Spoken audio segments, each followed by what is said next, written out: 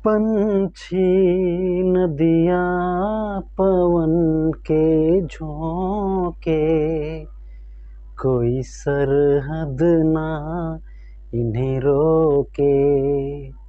सरहद इंसानों के लिए है, सोचो हमने और तुमने क्या पाए इंसान होके। पंछी नदियाँ पवन के झोंके, कोई सरहद ना इन्हें रोके।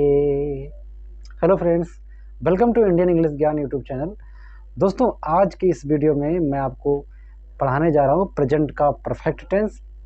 और मैं इसी प्रकार उम्मीद करता हूँ दोस्तों आप इंजॉय के साथ पढ़ेंगे, क्योंकि जब आप इंजॉयमेंट के साथ कोई चीज़ आप करते हैं तो आपको उस चीज़ में ज़्यादा दिलचस्पी होती है और आप बढ़िया से सीखते हैं। तो दोस्तों, आज आप पढ़ेंगे प्रेजेंट का परफेक्ट टेंस। जैसा कि आप जानते हैं कि आप इसके पहले प्रेजेंट का इंडेफिनिट और कॉन्टिन्यूस पढ़ चुके हैं दोस्तों। और अगर आप में से कोई प्रेजेंट का इंडेफिनिट और कॉन्टिन्यूस नहीं पढ़ा हो तो आपसे रिक्वेस्ट है, प्लीज़ आप जा करके इस चैनल के जो है वीडियोस में आप वहाँ पर प्रेजेंट का इंडेफिनिट और कॉन्टिन्यूस आप पढ़ सकते हैं। तो इसके बाद आपको ये चीज़ बहुत बेहतर तरीके से समझ में आएगी। हालांकि आज आप पढ़ रहे हैं प्रेजेंट का परफेक्ट टेंस। तो दोस्तों, सबसे पहले क्या होता है, हमें टेंस में जानना होता है कि इस टेंस की पहचान क्या होती है। तो मैंने यहाँ पर ऑलरेडी लिख रखा है दोस्तों। इस टेंस के हिंदी वाक्यों के अंत में चुका है, चुकी है, चुके हैं, लिया है, किया है, दिया है। मतलब कि लिया, किया, दिया में या है तो आता ही आपको पता ही है, या आ है आएगा या तो ई है आएगा। ऐसे शब्द अगर हिंदी वाक्यों के अंत में दोस्तों आ गए तो समझ जाइए कि ये प्रेजेंट का परफेक्ट टेंस का वाक्य है। ठीक है, तो ऐसे वाक्यों को दोस्तों अंग्रेजी में बनाने के लिए आपके सामने मैंने यहाँ पर रूल लिखा हुआ है। सबसे पहले सब्जेक्ट आता है, इसके बाद आता है हेल्पिंग वर्ब। हेल्पिंग वर्ब जिसको बोलते हैं सहायक क्रिया, आप इसको टाइम वर्ड भी बोल सकते हैं दोस्तों। यहाँ पर दो टाइम वर्ड आते हैं दोस्तों, हैज और हैव। इसके बाद यहाँ पर जो एक्शन आता है, वर्ब जिसको बोलते हैं एक्शन या वर्ब बोले, बात एक ही है। वर्ब का एक्शन का यहाँ पर थर्ड फॉर्म आता है। फिर इसके बाद आपका लास्ट में दोस्तों आता है ऑब्जेक्ट। ठीक है, तो यही रूल होता है दोस्तों। अच्छा, मैं उम्मीद करता हूँ कि आपको सब्जेक्ट पता है, सब्जेक्ट क्या होता है। ठीक है, और हेल्पिंग वर्ब तो आप जानते होंगे दोस्तों, और वर्ब तो आप जानते होंगे, मुख्य क्रिया जिसको बोलते हैं। उसके बाद आपका ऑब्जेक्ट आता है। तो यही रूल है दोस्तों। अच्छा, यहाँ पर दो टाइम वर्ड हैं, दो हेल्पिंग वर्ब हैं, हैज और हैव। यहाँ मैंने यह भी लिख दिया हुआ दोस्तों कि अगर सब्जेक्ट जो है सब्जेक्ट ही होगा या सी होगी या कोई नेम हो गया, जैसे राम, श्याम, सीता, गीता, कोई भी लेडीज या जेंट्स कोई भी नाम हो गया, या इट हो गया सब्जेक्ट, तो उसके साथ में क्या आएगा, हैज आएगा। और अगर सब्जेक्ट जो है आई हो गया, यू हो गया, वी हो गया, दे हो गया, अगर इनमें से कोई भी सब्जेक्ट है तो उनके साथ में जो टाइम वर्ड आएगा, हेल्पिंग वर्ब आएगा, वो आएगा हैव। ठीक है, तो यही हमें जानना होगा दोस्तों, और मैं उम्मीद करता हूँ आपको समझ में चीज़ आ चुका है। अब चलते हुए बढ़ते हैं आगे कि किस प्रकार के हिंदी के वाक्य होते हैं। तो जैसा कि दोस्तों मैंने आपसे कहा, इस हिंदी वाक्य के, इस टेंस के हिंदी वाक्यों के अंत में चुका है, चुकी है, चुके हैं, लिया है, किया है, दिया है, ऐसे शब्द आते हैं। तो देखिए, मैंने यहाँ पर एक वाक्य लिखा हुआ है, मैंने गृह कार्य पूरा कर लिया है, अर्थात मैंने होमवर्क पूरा कर लिया है। अब यहाँ पर लिया है आ गया, लिया है, यहाँ पर ध्यान देंगे दोस्तों, लिया है आ गया। तो अब आप समझ गए कि ये जो वाक्य है ये प्रेजेंट के परफेक्ट टेंस का है। अब आपको इसका इस सेंटेंस का अगर आपको इंग्लिश में ट्रांसलेट करना है इसे, तो आप कैसे करेंगे। सबसे पहले आप जानते हैं दोस्तों, आपका सबसे पहले आप लिखते हैं सब्जेक्ट को। तो सब्जेक्ट कौन है यहाँ पर, मैंने क्या बोलेंगे, आई। ठीक है, आई हो गया सब्जेक्ट। अब इसके बाद दोस्तों आप जानते हैं आई के साथ में टाइम वर्ड क्या आएगा, हैज और हैव में से, तो आई के साथ में आता है हैव, तो आप बोलेंगे आई हैव। ठीक है, यहाँ तक हो गया। इसके बाद वर्ब आ गया, क्रिया, आप क्या काम कर चुके हैं, पूरा करने का। ठीक है, पूरा करना, पूरा करना क्या बोलते हैं, कंप्लीट। क्या बोलेंगे, कंप्लीट। तो ध्यान देंगे दोस्तों, कंप्लीट जो है, कंप्लीट का आपको यहाँ पर कौन सा फॉर्म लिखना है, थर्ड फॉर्म। आपने देखा कि वर्ब का थर्ड फॉर्म, एक्शन का थर्ड फॉर्म लिखना है, तो हमें एक्शन का थर्ड फॉर्म कंप्लीट हमें लिखना है, तो कंप्लीट बन जाएगा कंप्लीटेड। ठीक है, तो आई हैव कंप्लीटेड क्या, the homework, I have completed the homework, मैं होमवर्क पूरा कर चुका हूँ। ठीक है, ये आपने अपने बारे में पूछा। अगर वहां पर आप यू को बोलते हैं दोस्तों कि आप होमवर्क पूरा कर चुके हैं, तो आप बोलेंगे you have completed the homework, आप होमवर्क पूरा कर चुके हैं, तो you have completed the homework. इसी प्रकार दोस्तों अगर आप बोलते हैं ही के बारे में, जैसे बोलते हैं वह होमवर्क पूरा कर चुका है, तो अगर सब्जेक्ट हो गया ही, तो आप जानते हैं कि ही के साथ में क्या आएगा टाइम वर्ड आपका हैज, तो बोलेंगे he has completed the homework, he has completed the homework. तो आप यहाँ पर ही और ही के साथ में आप दोस्तों हैज लगाते हैं।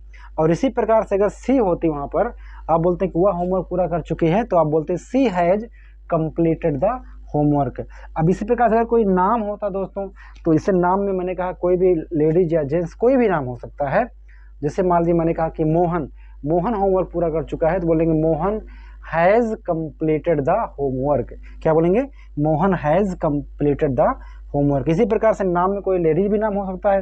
जैसे बोलते हैं कि सीमा होमवर्क पूरा कर चुके हैं, तो बोलेंगे सीमा हैज़ कंप्लीटेड द होमवर्क। इसी प्रकार से मित्रों बस आपको ध्यान देना, अगर सब्जेक्ट इतने में से कोई होंगे तो हैज़ आएगा, बाकी इनमें से कोई होगा तो हैव आएगा। इसी प्रकार से मान लेते हैं दोस्तों, आप बोलते हैं कि मैंने कपड़ा साफ़ कर दिया है। अभी आप कपड़ा साफ़ कर रहे थे, मान लीजिए आप बोलते हैं कि मैंने कपड़ा साफ़ कर दिया है या कर लिया है, तो क्या बोलेंगे यहाँ पर? आई हैव, कपड़ा धोना, आपने बोला पहले सब्जेक्ट आई, फिर आई साथ में हैव हो गया, फिर इसके बाद काम क्या है? धोना। धोना को बोलते हैं दोस्तों वॉश। क्या बोलेंगे? वॉश। तो वॉश बन जाएगा वॉश्ड। ठीक है, आई हैव वॉश्ड क्लॉथ, मैं कपड़े धो चुका हूँ, तो आई हैव वॉश्ड क्लॉथ।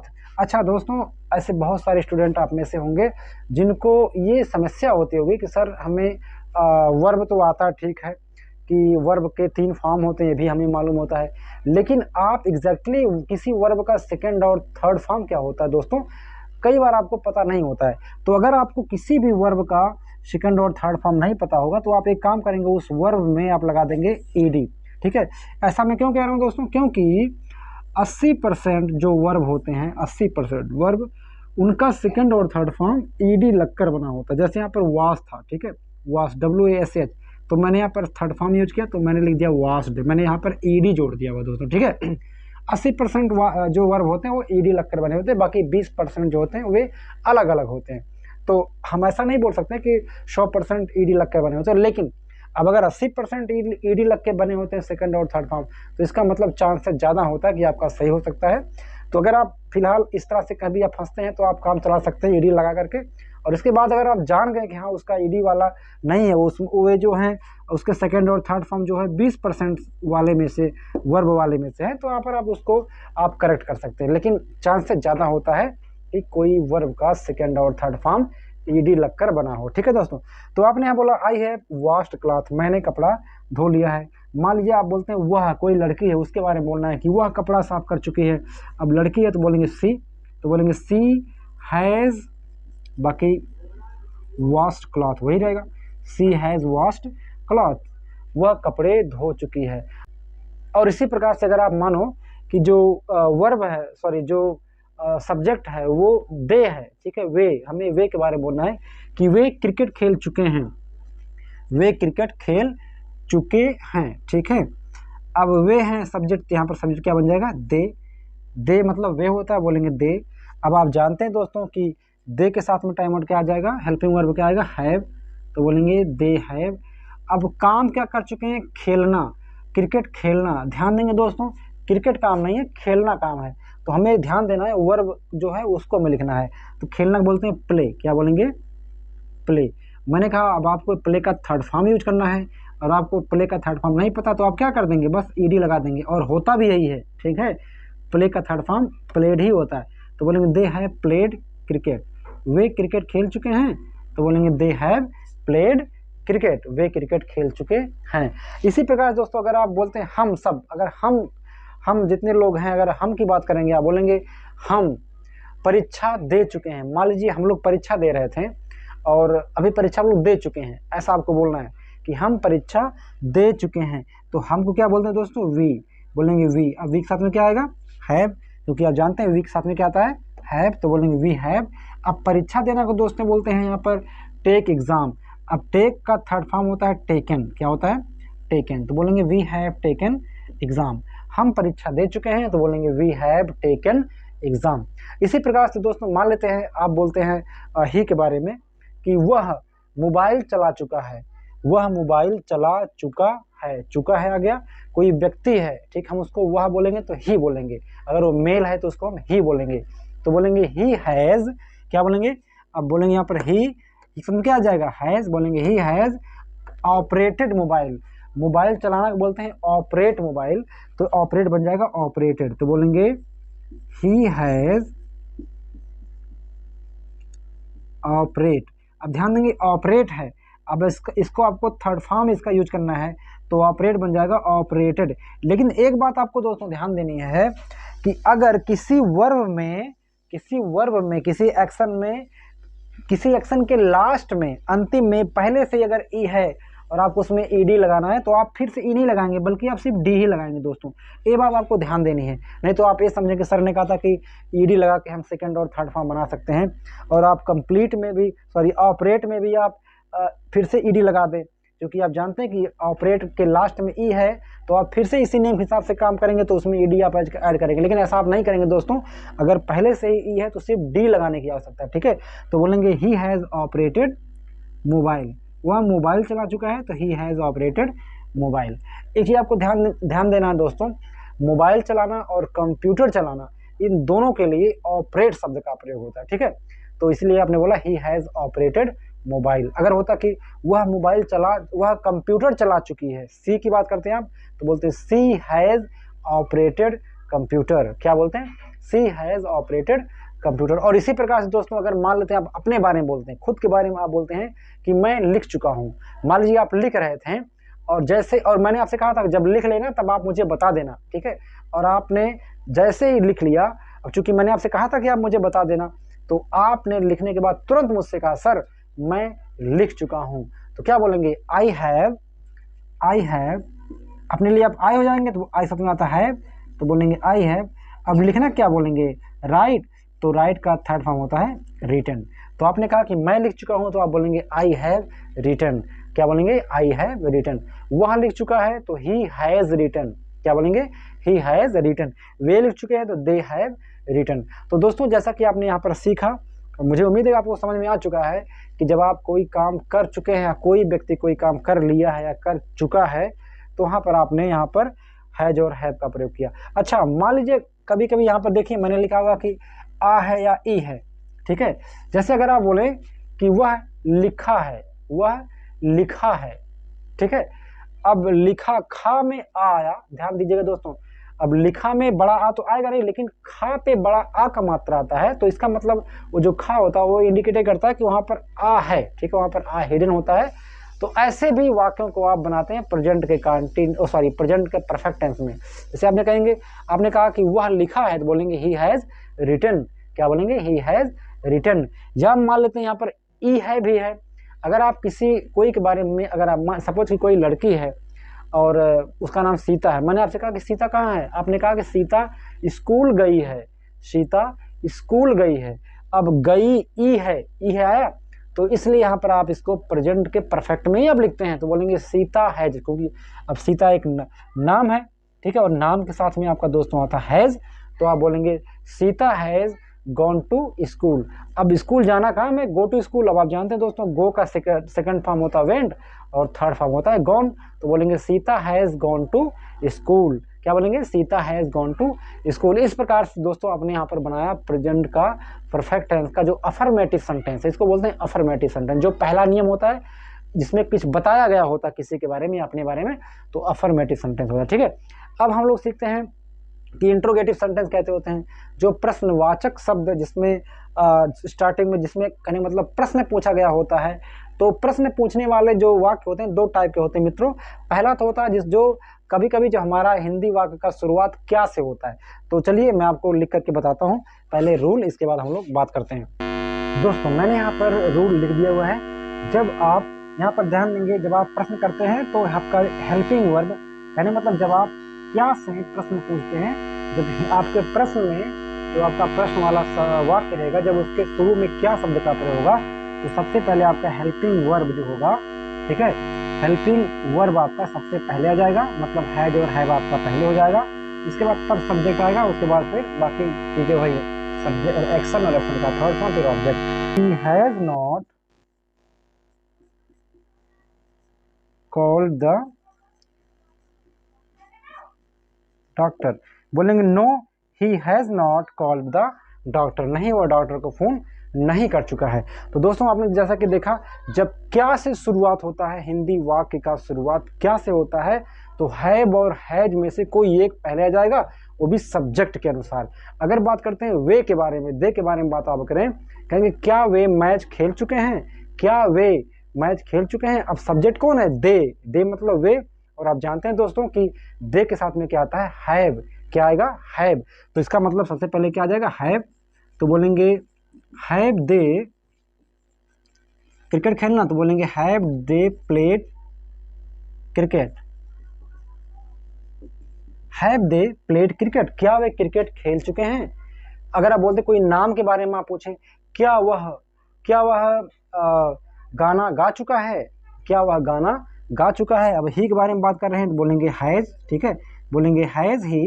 अब गाना गाना, गीत गाना को बोलते हैं सिंग ए सॉन्ग, तो सिंग का थर्ड फॉर्म हो जाएगा संग, ठीक है, संग, सॉरी, हैज ही संग ए सॉन्ग, क्या वह गीत गा चुका है, तो बोलेंगे हैज ही संग ए सॉन्ग। अगर कोई नाम है, कोई भी नाम हो सकता है, जैसे अगर आप बात करें रामू, क्या रामू दुकान खोल चुका है, क्या रामू दुकान खोल चुका है। अब चूंकि रामू एक नाम है दोस्तों, और आप जानते हैं कि नाम के साथ में क्या आता है, हैज, तो पहले आएगा हैज, इसके बाद तुरंत आपका आ जाएगा सब्जेक्ट, पहले हैज आएगा फिर सब्जेक्ट, बोलेंगे हैज रामू। अब दुकान खोलना, खोलना काम है, दुकान काम है, खोलना काम है, जो वर्ब है, एक्शन है, खोलना है, खोलना को बोलते हैं ओपन, ठीक है, ओपन बोलते हैं। अब चूंकि ओपन का थर्ड फॉर्म आपको यूज करना है तो हो जाएगा ओपन, ठीक है। तो हैज रामू ओपन द दुकान, क्या बोलेंगे, शॉप, ठीक है। तो आपने यहाँ पर देखा कि जब आप पूछते हैं किसी के बारे में, तो उसके साथ में जो टाइम मोड आता है दोस्तों, वो सबसे पहले आ जाएगा, ठीक है। अगर आपसे पूछूं कि क्या आप अपना होमवर्क पूरा कर चुके हैं, तो मैं कहूँगा have you completed your homework. अगर आप मुझसे पूछेंगे कि क्या आप पढ़ा चुके हैं, तो आप बोलेंगे हैव यू टॉट। टीच मतलब पढ़ाना, टीच का सेकंड और थर्ड फॉर्म दोनों होता है, टॉट टॉट, ठीक है। तो आप बोल सकते हैं टीच टॉट टॉट, ठीक है। तो अगर आप मुझसे पूछेंगे क्या आप पढ़ा चुके हैं, तो आप मुझसे क्या बोलेंगे, बोलेंगे हैव यू टॉट, क्या बोलेंगे, हैव यू टॉट। अगर मैं पढ़ा चुका हूँ, मैं आपसे कहूँगा हाँ मैं आपको पढ़ा चुका हूँ, तो मैं कहूँगा यस आई हैव टॉट, हाँ मैं पढ़ा चुका हूँ, तो यस आई हैव टॉट। अगर मैं कहूँगा नहीं मैं नहीं पढ़ा चुका हूँ, तो मैं कहूँगा no I have not taught, क्या बोलेंगे, no I have not taught, ठीक है। तो आपने देखा, अगर मान लेते आप सी के बारे में पूछते हैं, क्या वह खाना बना चुकी है। अब सी है, एक लड़की है, और उसके बारे में अगर आप पूछते हैं तो उसके साथ में सी के बारे में आता है हैज, तो बोलेंगे हैज सी कुक्ड फूड, क्या बोलेंगे, हैज सी कुक्ड फूड, क्या वह खाना बना चुकी है। अगर बना चुकी है तो मैं कहूँगा हाँ वह खाना बना चुकी है, तो मैं बोलूँगा yes she has cooked food. अगर नहीं बना चुकी है तो मैं कहूँगा no she has not cooked food. अच्छा, अगर मैं कहूँ आपसे हाँ वह खाना बना चुकी है, तो मैं कहूँगा आपसे yes she has cooked food, तो आप मुझसे पूछ सकते हैं इस प्रकार का भी प्रश्न, वह कब खाना बना चुकी है, वह कितने बजे खाना बना चुकी है, या वह कैसे खाना बना चुकी है, वह कहाँ खाना बना चुकी है, वह क्यों खाना बना चुकी है, वह कब खाना बना चुकी है। आप इस प्रकार से भी मित्रों प्रश्न पूछ सकते हैं, और ऐसा प्रश्न पूछा जाता भी है। तो जब, क्यों, कब, कहाँ, कैसे, कितने बजे इत्यादि शब्द, ऐसे ये प्रश्न सूचक शब्द जब हिंदी वाक्य के दोस्तों बीच में आते हैं, तो इनका जो इंग्लिश होता है उसको इंग्लिश वाक्य के सेंटेंस के सबसे पहले लिखते हैं। चलिए मैं यहाँ पर आपको रूल बताता हूँ। तो दोस्तों मैंने यहाँ पर लिख दिया हुआ है कि जब प्रश्न सूचक शब्द हिंदी वाक्य के बीच में आता है। ठीक है, तो इस कंडीशन में क्या होता है, जैसे यहाँ पर मैंने एक वाक्य लिखा हुआ है, वह खाना कब बना चुकी है, वह खाना कब। अब यहाँ पर प्रश्नसूचक शब्द कब बीच में आ गया, इस हिंदी वाक्य के बीच में आ गया कब, तो इसका अंग्रेजी सबसे पहले लिखते हैं। जहाँ मैंने देखिए लिखा हुआ है नियम में, सबसे पहले इनको क्वेश्चन वर्ड, ध्यान देंगे, कब, क्यों, कैसे, कितने बजे, कहाँ, इन शब्दों को आप बोलते हैं क्वेश्चन वर्ड। क्या बोलते हैं? Question word. तो नियमानुसार सबसे पहले आपका क्वेश्चन वर्ड आएगा, फिर टाइम वर्ड आएगा जिसको आप हेल्पिंग वर्ब बोलते हैं, और हेल्पिंग वर्ब दोस्तों आप ये आता है सब्जेक्ट के अनुसार। आपको ये चीज़ हमेशा ध्यान में रखनी है। ठीक है, जो हैज में से क्या आएगा, सब्जेक्ट के अनुसार। ठीक है, इसके बाद फिर बाकी चीज़ें वही रहेंगी, वर्ब का थर्ड फॉर्म, फिर ऑब्जेक्ट आता है। अब हमको इस सेंटेंस का इंग्लिश ट्रांसलेट करना है, तो आप कैसे करेंगे? कब को आप जानते हैं दोस्तों, बोलते हैं व्हेन। क्या बोलेंगे? व्हेन। व्हेन आ गया कब। इसके बाद टाइम वर्ड हैज और है में से क्या आएगा?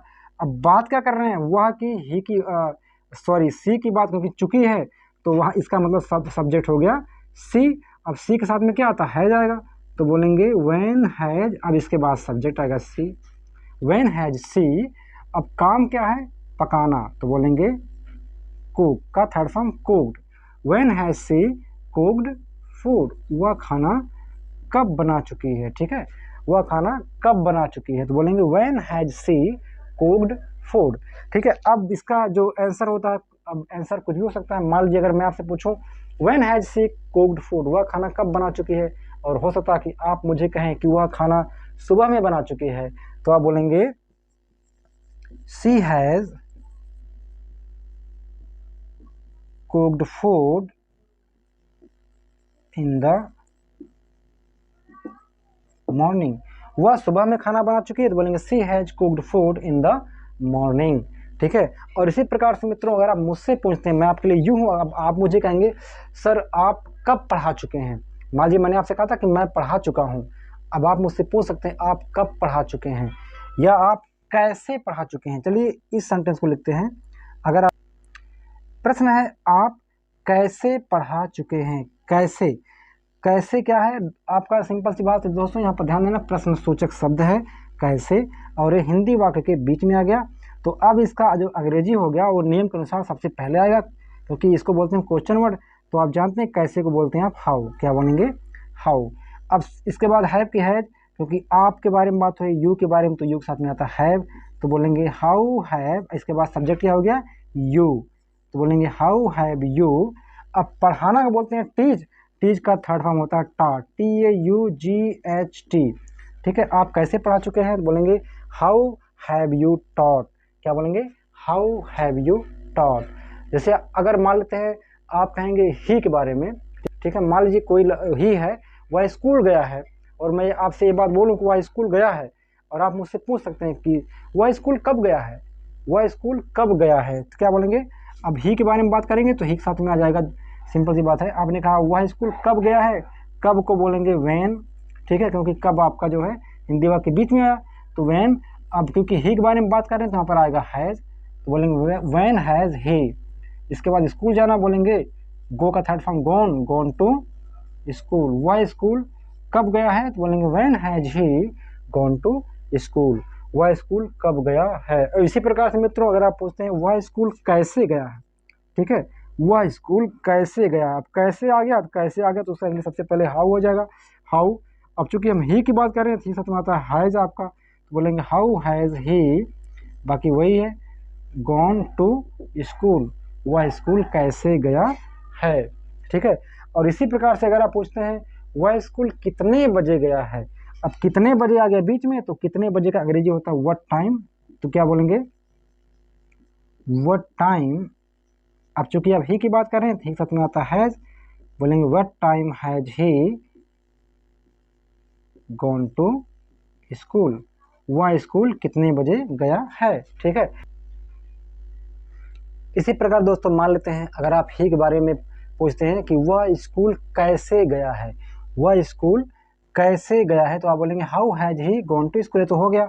अगर आप बोलते हैं कि वह स्कूल क्यों गया है, वह स्कूल क्यों गया है, क्यों बीच में आ जाए, बीच में आपका आ गया, तो क्यों का इंग्लिश होता है वाई, तो बोलेंगे वाई हैज ही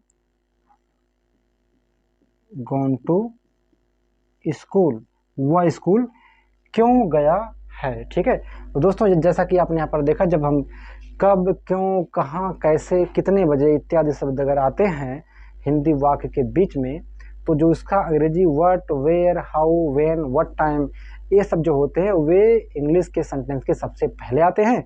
फिर सब्जेक्ट के अनुसार आपका हैज और है में से कोई एक आ जाएगा, फिर इसके बाद आपका सब्जेक्ट, फिर वर्ब का थर्ड फॉर्म, फिर ऑब्जेक्ट आता है। अच्छा दोस्तों, अब मान लेते हैं जैसे आपने, अगर आप मुझसे पूछते हैं कि क्या आपने रोटी खा लिया है, आप मुझसे अगर पूछेंगे क्या से, तो बोलेंगे हैव यू ईटन ब्रेड। क्या बोलेंगे? Have you eaten bread. और मैं आपसे क्या बोलूँगा? मैं कहूँगा, अगर मैं रोटी खा लिया हूँ तो मैं कहूँगा हाँ मैं रोटी खा लिया हूँ, तो मैं कहूँगा yes I have eaten bread. क्या बोलूँगा? Yes I have eaten bread. और अगर मैं रोटी नहीं खा लिया हूँ तो मैं कहूँगा नहीं मैं अभी रोटी नहीं खाया हूँ, तो मैं कहूँगा no I have not eaten bread, no I have not eaten bread. ठीक है, मैं ऐसे बोलूँगा। अगर दोस्तों मैंने आपसे कहा कि जैसे जब मैंने आपसे कहा हाँ मैं रोटी खा लिया हूँ, yes I have eaten bread, अब आप मुझसे पूछ सकते हैं आपने कितना रोटी खाया है, आपने कितना रोटी खा लिया है या खाया है। ठीक है, तो जब आप कितना ऐसे शब्दों का प्रयोग करते हैं, जब क्वेश्चन वर्ड आपका कितना होता है, तो आप जानते हैं दोस्तों कितना हम बोलते हैं हाउ मेनी और हाउ मच। ठीक है, तो दोस्तों यहाँ पर आपको ध्यान देना है, अगर प्रश्न ऐसा होता है कि आपने कितना रोटी खाया है, आपने कितना रोटी खाया, मैं एक पहले वाक्य लिखता हूँ, आपने कितना रोटी खाया है। ठीक है, अब यहाँ पर आपने कितना का प्रयोग किया, यहाँ पर आपका जो क्वेश्चन वर्ड है दोस्तों क्या है? कितना। और आप जानते हैं कितना का जो इंग्लिश होता है हाउ मेनी और हाउ मच होता है, लेकिन ये डिपेंड करता है कि हम किस वस्तु की बात कर रहे हैं। क्या हम जिस वस्तु की बात कर रहे हैं हम उसे गिन सकते हैं या नहीं। अब ये चूँकि हम रोटी की बात कर रहे हैं तो आप रोटी गिन सकते हैं, तो इसलिए यहाँ पर आएगा हाउ मेनी। तो आप बोलेंगे हाउ मेनी ब्रेड, चूंकि हाउ मेनी और हाउ मच विच के बाद तुरंत ऑब्जेक्ट आता है, सामान जिसके बारे में बात कर रहे हैं, यहाँ पर ऑब्जेक्ट क्या है? ब्रेड। तो हाउ मेनी ब्रेड, अब यू से पूछ रहे हैं तो यू साथ में आता है आपका आएगा हेल्पिंग वर्ब हैव, इसके बाद सब्जेक्ट आएगा यू, तो बोलेंगे how many bread have you eaten, खाना को बोलते हैं ईट, ईट का थर्ड फॉर्म ईटन, तो बोलेंगे how many bread have you eaten, आपने कितना रोटी खाया है। अब मैं जितना खाया हूँ मैं आपको ये बताऊंगा, मैं आपको बोलता हूँ मैंने 3 रोटी खाया है, तो मैं कहूँगा आई हैव ईटन 3 ब्रेड, मैंने 3 रोटी खाया है। ठीक है, और इसी प्रकार से दोस्तों अगर आप पूछते हैं आपने कितना पानी पिया है, ठीक है, आप कितना पानी पिए हैं, तो अब जानते हैं पानी के लिए आपका प्रयोग हुआ है कितना का, और पानी को आप नहीं गिन सकते, तो इसीलिए आपका आएगा हाउ मच। क्या बोलेंगे? हाउ मच, किसकी बात कर रहे हैं? तुरंत ऑब्जेक्ट क्या आ गया? Water. How much water have you. ठीक, यदि आप बोलते हैं कि वह कितना पानी पिया है, ठीक है, ऐसा बोलते हैं, तो बोलेंगे how much water has he, पीना क्या बोलेंगे? ड्रिंक, ड्रिंक का थर्ड फॉर्म हो जाएगा ड्रंक। बस, वह कितना पानी पिया है या पी लिया है, तो बोलेंगे how much water has he drunk, वह कितना पानी पिया है। अब इसका अगर आप मात्रा बताते हैं कि वह 3 गिलास पानी पिया है, तो बोलेंगे he has drunk 3 glass of water, वह 3 गिलास पानी पिया है, तो बोलेंगे he has drunk 3 glass of water. ठीक है, इसी प्रकार से अगर आप मित्रों बोलते हैं कि जैसे मान लीजिए मैंने एक मोबाइल ख़रीदा है, मैं आपसे ये बात बोलता हूँ कि मैंने आज एक मोबाइल ख़रीदा है, तो आप मुझसे पूछ सकते हैं आपने कौन सा मोबाइल ख़रीदा है, आपने कौन सा मोबाइल ख़रीदा है। तो कौन सा के लिए आपका आता है विच। क्या बोलेंगे? विच। और आप जानते हैं विच के बाद तुरंत आपका ऑब्जेक्ट आ जाएगा। ऑब्जेक्ट क्या है? किसकी बात कर रहे हैं? मोबाइल की, तो बोलेंगे विच मोबाइल। अब यू से पूछ रहे हैं तो यहाँ पर यू के साथ में क्या आता है? हैव, तो बोलेंगे हैव यू। खरीदना बोलते हैं बाई, बाई का थर्ड फॉर्म होता है बॉट, BOUGHT। ठीक है, बॉट। बस, आपने कौन सा मोबाइल खरीदा है, तो बोलेंगे विच मोबाइल हैव यू बॉट, या बोल सकते हैं विच मोबाइल हैव यू परचेज्ड। मैंने आपसे बोला कि मैंने नोकिया मोबाइल खरीदा है, तो मैं आपसे कहूँगा I have purchased Nokia mobile, I have purchased Nokia mobile, मैंने नोकिया मोबाइल ख़रीदा है। तो दोस्तों मुझे उम्मीद है कि आपको ये वीडियो समझ में आया, और दोस्तों अगर आपको वीडियो समझ में आया तो आप लोगों से रिक्वेस्ट है प्लीज़ आप इस वीडियो को लाइक कर दें और अपने दोस्तों के साथ में शेयर आप कर दीजिएगा। और अगर आप चैनल पर नए हैं तो आप चैनल को सब्सक्राइब जरूर कर लीजिए, प्लीज़ आपसे रिक्वेस्ट है, ताकि जब मैं कोई वीडियो आपके लिए बनाऊँ तो उसका नोटिफिकेशन सबसे पहले आपके पास पहुँच जाए। तो दोस्तों अब हम लोग मिलते हैं अगले वीडियो में, तब तक के लिए गुड बाय।